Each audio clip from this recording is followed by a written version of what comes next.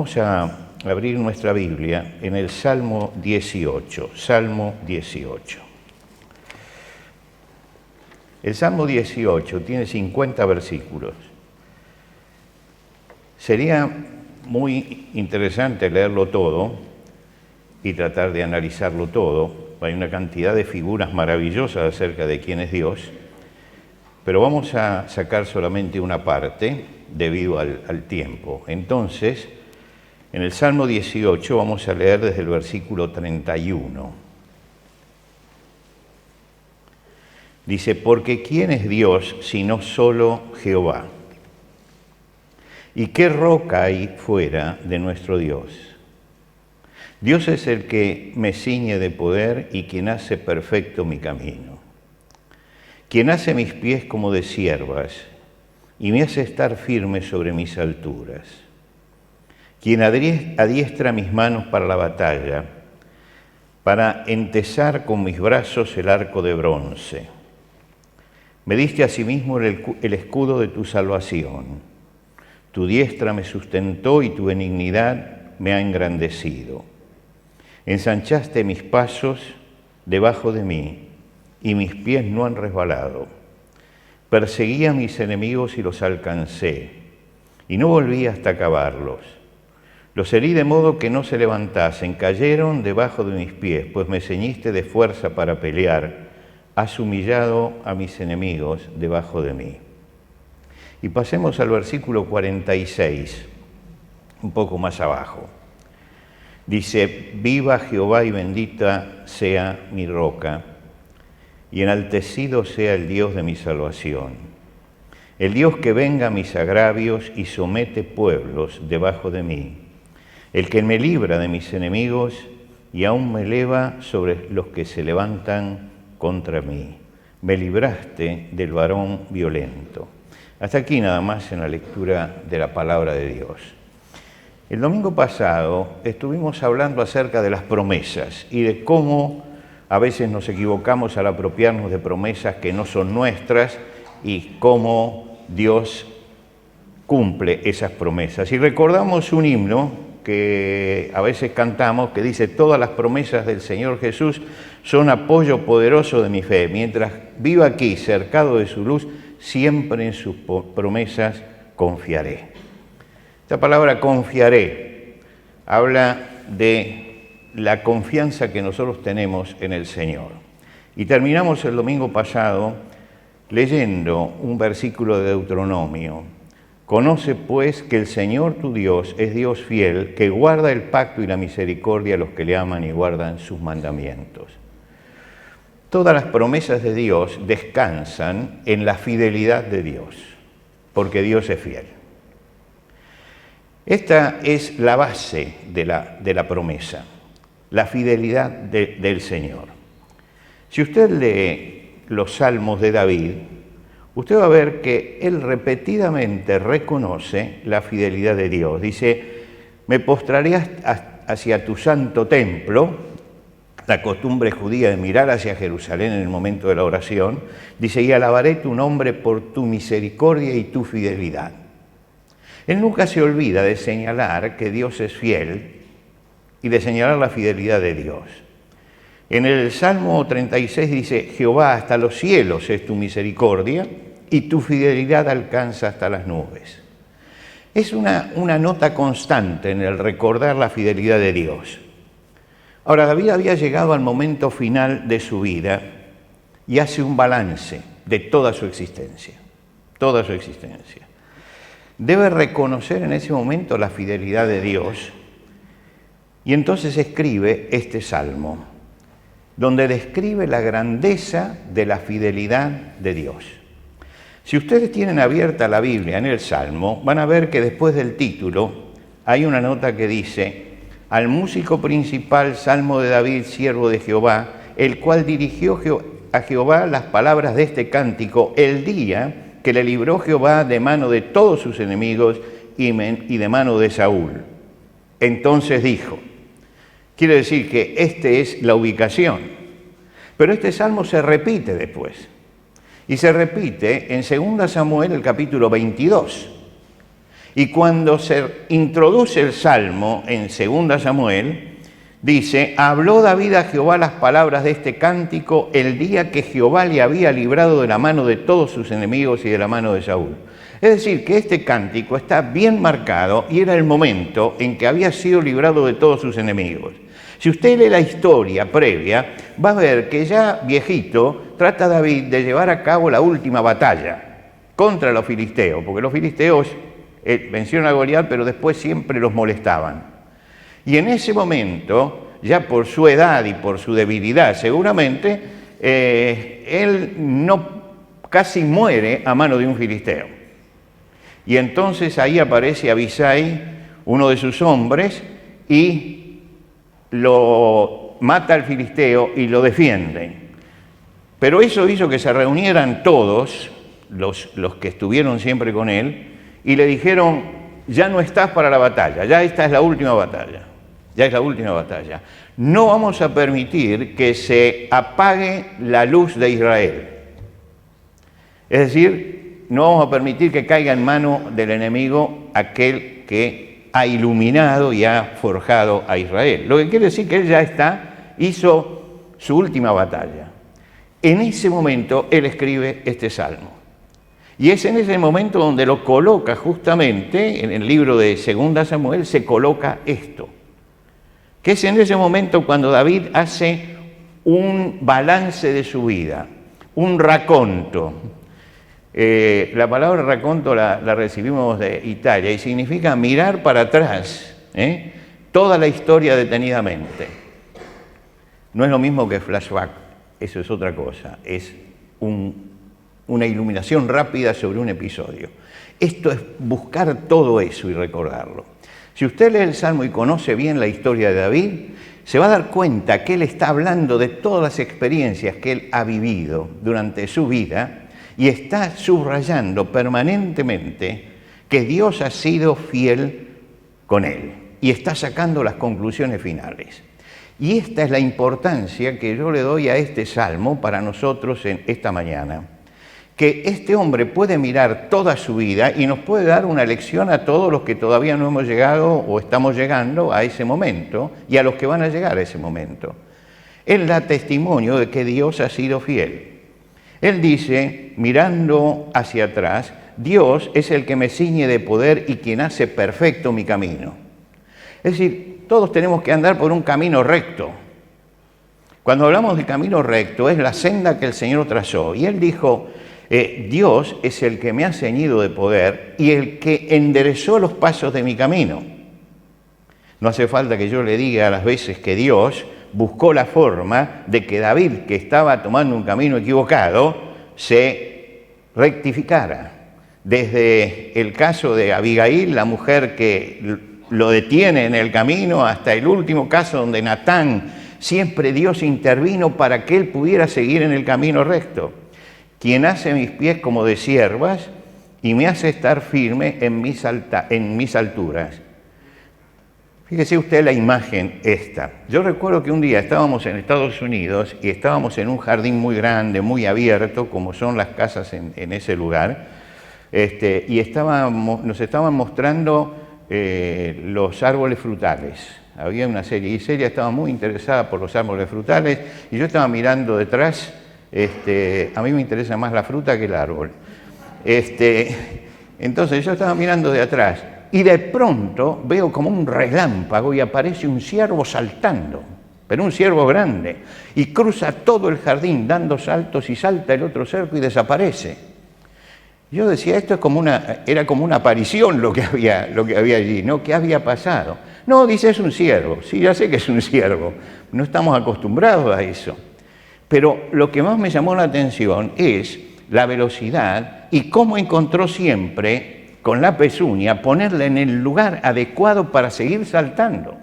Porque estaba en una zona donde tenía que saltar cercos y sin embargo lo hacía a una velocidad y con una precisión que solamente estos animales tienen. Y cualquiera que haya visto a una cabra subir en la montaña sabe cómo se afirma, ¿no? Y aunque es escarpado, es el lugar donde nosotros no podemos llegar, el animal sí se afirma Y él dice, Dios hace mis pies como de ciervas y me hace firme en mis alturas. La firmeza de Dios en las alturas. Ensanchaste mis pasos debajo de mí y mis pies no han resbalado. ¿Quién no ha pasado alguna vez en algún viaje allí a las zonas serranas por un camino de esos angostos de montaña donde de un lado tienen el abismo y del otro lado a la pared? Y esto es lo que piensa justamente David, que cuando él se encontró en eso, Dios ensanchó el camino para que pudiera pasar. Él ensanchó el camino y dice, Dios ensanchó el camino y me hace firme sobre mis alturas. Mis pies no han resbalado. Dios le allanó el camino. Está exaltando la fidelidad de Dios. Dios había mirado a David, lo había ayudado a ir adelante y Dios era el que lo cuidaba. ¿Por qué sucedió esto? ¿Por qué David tuvo este cuidado? ¿Recuerdan ustedes cuando Dios lo llamó a David en el comienzo? David estaba en la soledad del campo, cuidando el rebaño de su padre. Y en esa soledad del campo, donde llevaban el rebaño en un lugar lejos y lo cuidaban en soledad, dice, venía un oso o un león y yo salía a defenderlo. Y Dios lo estaba mirando en ese momento. Dios lo estaba mirando. Y Dios llama a Samuel y le dice al profeta Samuel, ve a la casa de David, porque encontré un hombre conforme a mi corazón.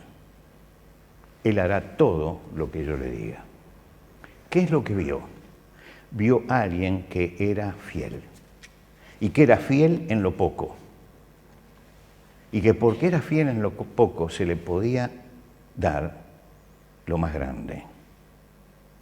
Es decir, la fidelidad de Dios responde a la fidelidad del hombre. Y es algo, las dos caras de una moneda que tenemos siempre que tener presente. Porque a veces vamos a una promesa de Dios y decimos, Señor, reclamo esta promesa. Pero nos tenemos que preguntar si yo he sido fiel al Señor, porque la promesa es para quien está en fidelidad con Dios. El apóstol Pablo dice que tienen que tenernos los hombres por servidores de Cristo y administradores de los misterios de Dios. Ahora bien, dice, se requiere del administrador que sea hallado fiel. Es decir, si Dios me da algo para administrar, y todos nosotros estamos administrando bienes de Dios, porque estamos administrando nuestra propia vida, y nuestra propia vida es un don. Ninguno tiene vida por sí mismo, tiene vida porque el Señor le ha dado eso. Nosotros tenemos que administrar nuestra vida. Y se pide de los administradores, se requiere de los administradores que cada uno sea hallado fiel. A la fidelidad del hombre se corresponde también la fidelidad de Dios, y a la fidelidad de Dios se corresponde la fidelidad del hombre. La fidelidad de Dios con David era correspondida por David, por la fidelidad de David, que era fiel. ¿Qué significa ser fiel? La Real Academia dice que ser fiel es tener fe, porque la palabra fidelidad viene de fe. Viene de fe. Ser constante en los afectos. Fíjense ustedes, si hay algo voluble en el hombre son los afectos, ¿no? Dice ser constante en sus afectos. En el cumplimiento de sus obligaciones y no defraudar la confianza depositada a él. Ser constante en sus afectos. ¿Cómo empieza el Salmo? No lo hemos leído. Comienza David diciendo, amo yo al Señor. Amo yo al Señor. Y ahí está marcando el afecto, el lugar donde tiene el afecto. Y de ese afecto es donde nace la fidelidad de David. ¿Qué significa para nosotros ser fieles? Sobre todo cuando tratamos de cosas sagradas, como la vida, por ejemplo, como nuestra existencia o como el ministerio que tenemos. Ser fiel significa estar dependiendo del Señor, hacerlo con eficacia, porque lo hacemos para Él y no para nosotros, porque seremos responsables si somos fieles, responsables, porque vamos a actuar en el temor de Dios, no en el miedo, sino en el temor, en el respeto de Dios, porque estaremos dispuestos incluso a sacrificarnos por esto, porque daremos la gloria al Señor. Fíjense todos los nombres que hay en el Nuevo Testamento de hombres que sirvieron al Señor. El apóstol Pablo hace enumeraciones en sus cartas, en todas las cartas menciona alguno. Timoteo, hijo amado y fiel en el Señor, fiel. Tíquico, hermano amado y fiel ministro en el Señor. Epafras, consiervo amado, que es un fiel ministro en el Señor. Onésimo, este es el esclavo que se escapó y se convirtió y tuvo que volver a su amo, en la carta de Filemón. Y él dice, este es fiel hermano. Fíjese, si hay Onésimo quiere decir fiel. Y si hay algo que él no era ser fiel. Porque plantó a su amo, se escapó y parece que hasta se había llevado algo allí. Y sin embargo él dice, ahora es fiel en el Señor. Pedro escribe su carta y habla de Silas y dice que lo tengo por hermano fiel. Y cuando se habla de Moisés en la carta a los Hebreos, dice, él fue fiel en toda la casa de Dios. La fidelidad es la constancia, la fidelidad al Señor es la constancia que nosotros tenemos que tener en nuestra vida espiritual para poder después ir y buscar la promesa de Dios. Y esa fidelidad hace que también la promesa de Dios se cumpla en nuestra vida. Puede decirse de David que era un hombre fiel y comprobó la fidelidad de Dios. Ahora, no de todos los reyes se pueden decir lo mismo. Fíjense ustedes el caso de Saúl, por ejemplo. Saúl fue un rey al que Dios le dio todo. Fue lleno del Espíritu Santo en el Antiguo Testamento, fíjese. Y tenía unas victorias maravillosas, pero muere derrotado. Murió derrotado. El enemigo fue más poderoso que él. ¿Por qué? Porque no fue fiel al Señor. No fue fiel. Se le subió el humo a la cabeza y dejó su fidelidad. Y en la última parte de su vida, usted lo va a ver a David consultando a una pitonisa, a una bruja. Es decir, acercándose al ocultismo. Él, que había mandado en nombre de Dios eliminar a todos los adivinos y a todos los manos santas y a todos, hay que eliminarlos totalmente. Él fue a consultar una pitonisa. Esa falta de fidelidad, no es extraña la forma en que muere. No es extraño. ¿Por qué? Porque le faltó fidelidad. A todos estos personajes que hemos mencionado rápidamente, les fue encargado el trabajo del Señor porque eran fieles. ¿Cómo se determina la fidelidad? Los apóstoles nos dan una indicación en el libro de los Hechos acerca de cómo se determina la fidelidad. Cuando tienen que elegir diáconos en la iglesia, es decir, gente que sirva para las mesas, ellos dijeron, busquen pues, hermanos, de entre vosotros a 7 varones de buen testimonio, llenos de Espíritu Santo y de sabiduría, a quienes encarguemos este trabajo. Y yo creo que acá hay 3 cosas que dicen ellos, que hablan de la búsqueda de hombres fieles. Dice, en primer lugar, tienen que tener buen testimonio. Los vecinos tienen que hablar bien de ellos, no mal. En todo caso, si hablan mal, tienen que hablar mintiendo, porque su testimonio es bueno. Tienen que estar llenos del Espíritu Santo, guiados por el Señor y que se dejen guiar por el Señor. Y tienen que estar llenos de sabiduría. Todo lo que saben lo tienen que poner en práctica. Ahora usted dice, ¿qué estaban eligiendo? ¿Grandes ministros, predicadores para multitudes? No, eligieron una cantidad de gente para servir en las mesas. Es decir, para tomar del caldo de la olla y repartirlo equitativamente entre los pobres. Pero allí estaban pidiendo fidelidad. Y la fidelidad se sostiene en estas cosas. Dios no nos pide nada excepcional, sino que nos conduzcamos como cristianos. Y se espera de un cristiano que siempre sea una persona fiel. Claro, a veces decimos no es tan común esto. Sí, es verdad, no es tan común.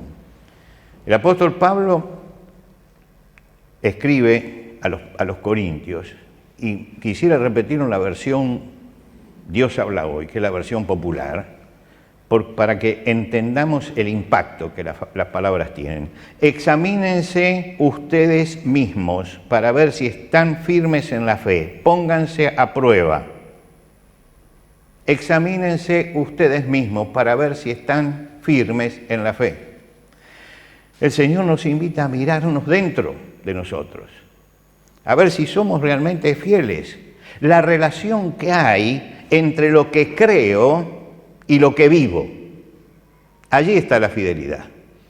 La relación que hay entre lo que se cree y lo que se vive no es un examen de conocimiento, no es un examen de trabajo, es un examen moral, es un examen para adentro lo que me pide, es algo distinto. El Señor Jesucristo, caminando, llegó al pozo de Jacob en Samaria y se encontró con la samaritana y tuvo una conversación con ella. Y le dijo a ella, le señaló la ignorancia que tenía y la equivocación doctrinal que tenía. Dice, ustedes adoran lo que no saben. Es decir, no tienen una doctrina eficaz, sana en esto. Quiere decir que Jesús le está señalando, la doctrina de ustedes es equivocada. Ustedes adoran lo que no saben. No saben. Sin embargo, al doctor de la ley le puso, por ejemplo, en la parábola a un samaritano, la parábola del buen samaritano, para demostrar que uno puede, tal vez, no ser un docto en todas las doctrinas cristianas, pero que tiene que ser fiel al Señor. Si no hay una buena práctica, es en vano llenarse la cabeza de doctrina, si no hay una buena práctica. Si la vida no responde a lo que creo, entonces ¿para qué me voy a llenar de todas estas cosas? La mirada más difícil del hombre es la mirada sobre sí mismo. Es la más difícil. ¿Por qué? Porque tendemos a ser indulgentes con nosotros mismos, a justificarnos a nosotros mismos. ¿Recuerdan ustedes cuando Jesús le trajeron a la mujer pecadora? ¿Qué fue lo que les dijo a ellos? Mírense para adentro, el que de ustedes esté sin pecado, porque ustedes están mirando para afuera, pero no se están mirando para adentro. El que de vosotros esté sin pecado, arroje la piedra el primero. Y dice que desde el primero al último fueron saliendo uno detrás de otro. Todos se fueron. ¿Por qué se fueron? Y porque todos sabían cuál era el problema. Todos sabían cuál era la carga que tenían sobre sus espaldas. David era un hombre viejo ya. Había llegado al final de su vida. Le habían advertido que sus fuerzas ya no daban para más. Y se sienta y mira su vida hacia atrás. Mira su vida en un raconto, en un flashback, como lo quieran llamar. Mira su vida. Y escribe este salmo. Y me da el testimonio de que Dios fue fiel con él hasta el final. El Salmo termina con una frase que yo sentí esta semana mientras que lo leía, el impacto de una palabra que nosotros usamos mucho. Nosotros somos un pueblo hecho de vivas y mueras. Viva fulano de tal, viva esto, viva lo otro, ¿no? Y esa palabra aparece siempre en las aclamaciones. David usa esa palabra al final de este salmo y dice, viva Jehová, viva Jehová. Y esa palabra viva es lo mismo que cuando nosotros decimos viva, pero en él es la expresión de la alabanza, es la expresión de la adoración. Viva el Señor y bendita sea mi roca, y enaltecido sea el Dios de mi salvación. Mi hermano, que el Señor nos encuentre al final de nuestra vida y de nuestra carrera diciendo estas mismas palabras. Viva el Señor y bendita sea mi roca, allí donde estuve firmado, y enaltecido, exaltado sea el Dios de mi salvación. Ponemos de pie.